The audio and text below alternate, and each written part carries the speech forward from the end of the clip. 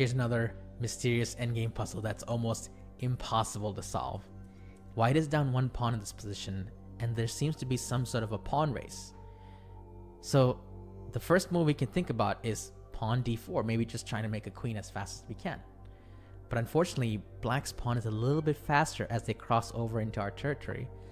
But then we might think that we will queen right after. Unfortunately though, we have a pretty big drawback. Our king is in the same file as black's pawn, so black queens with check, and this one extra tempo makes white lose. So we can deduce from this that we must first stop black's f-pawn and then have a race between our d-pawn and black's less advanced b-pawn. So naturally our candidate move here should be king e5. But we must be aware that every move may have a drawback, and here there is one. Do you see it? Black plays b5 and commences the pawn race, and although it once again seems like we're queening just after, black queens with check, and white loses that one tempo needed to cross the finish line.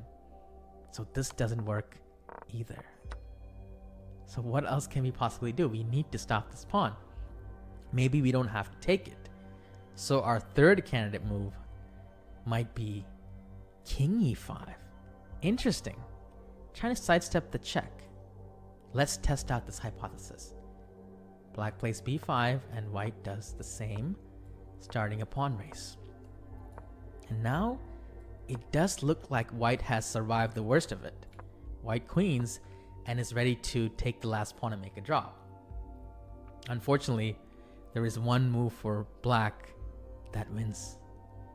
Black plays queen e4 check. This forces white's king to go to a really bad spot. If king d6, queen d4 is a skewer. And king f6 is even worse because queen h4, white loses the queen. So it seems like king e5 also does not work. But I told you there's one move that draws.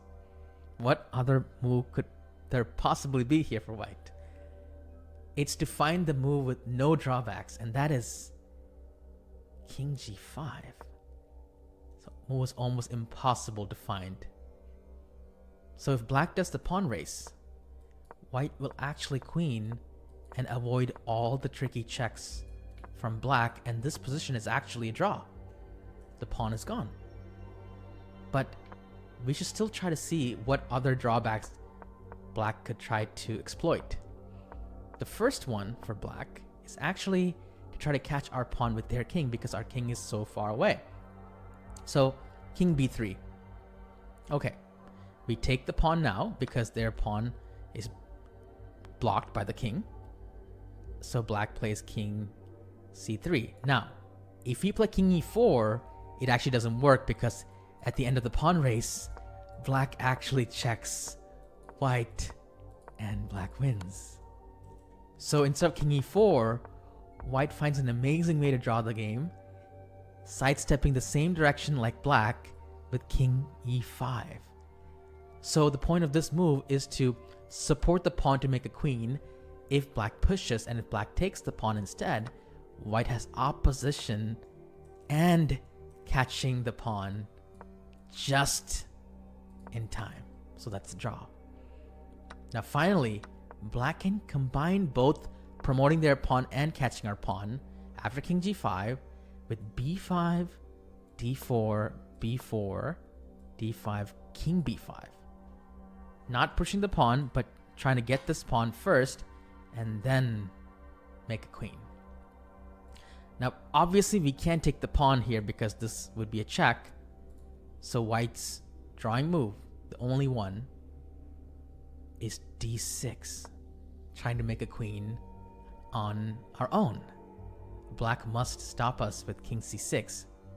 And now, only now, does white take the f5 pawn. Even though white can't really catch the pawn and the pawn will check us, white has a new plan that arises after having a pawn on d6. White is not only trying to go here to catch the pawn, white is also trying to go here to support the pawn. And this particular square has no drawbacks. After the following moves, Black makes the queen, and white makes the queen. And this position is a draw.